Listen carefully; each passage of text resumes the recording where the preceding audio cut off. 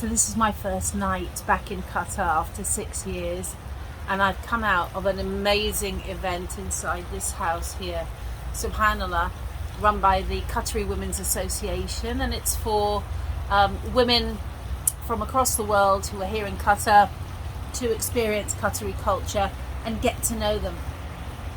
And I feel a bit emotional. I've come outside to get some air. I had because of a really important conversation I had with an English expat in her 60s. We'll call her Jenny.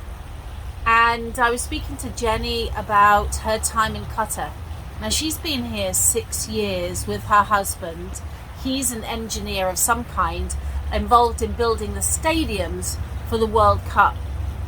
And I said, how do you like it, Jenny? And she said, you know what? We've been here 6 years and we don't want to leave. His contract ends at the end of this year and we're hoping to stay because the peace here and the security here and the way of life here is the best that we've experienced. And I said, what have you been telling your family about Qatar? She said, well, we've had as many of our family over for the World Cup and before as possible, and all of them say they don't want to go back to Britain. Don't get me wrong. We should want every culture to thrive. Don't we want a happy world? Don't we want other nations to also have safety and security and joy and family life that is good and wholesome and happy and content? Yeah, of course. But that hasn't been the experience that the media has really wanted to portray. And I got emotional, I'll tell you why. Because this isn't about Arab culture. Well, it is in part.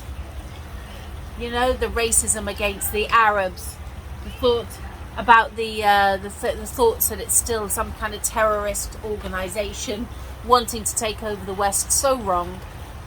But there's a lot of hurt here. There's a lot of hurt because the Qataris want to reach out with the beautiful jewel that they have. And the jewel that they have isn't sitting on an oil reserve. It's not. Although it buys, mashallah, tabarakallah, houses like this. The beauty that the Qataris have and that they want to share, subhanallah, is Islam. That's the root of their contentment. That is the root of the family life that endures here, despite the fact that 70 years ago they know their grandparents and great-grandparents were what? Pearl fishermen. Literally, this is not an insulting thing to say. The Qatari way of life was so simple, but they want to hold on to it because it's linked to what? Prayer, family, respect for the mother, loving and hosting your guests. These are not merely Arab cultures. These are things that our Holy Quran teaches us. And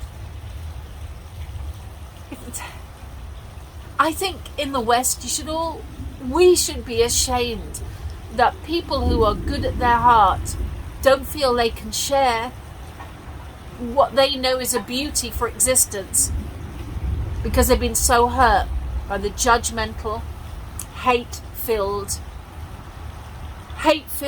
rhetoric poured upon them time and again. So that's it.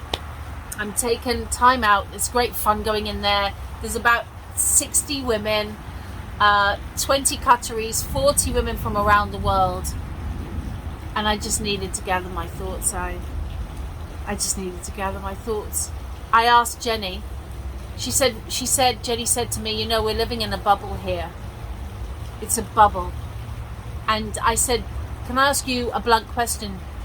In the knowledge that this bubble is built on Islamic ethics, is it a bubble that should be spread further than Qatar? And this British woman said, yes, it is. Yes, it is. SubhanAllah.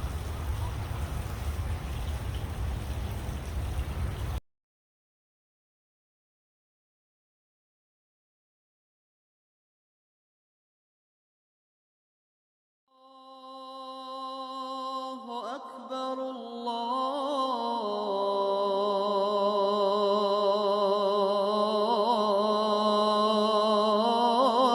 الله أكبر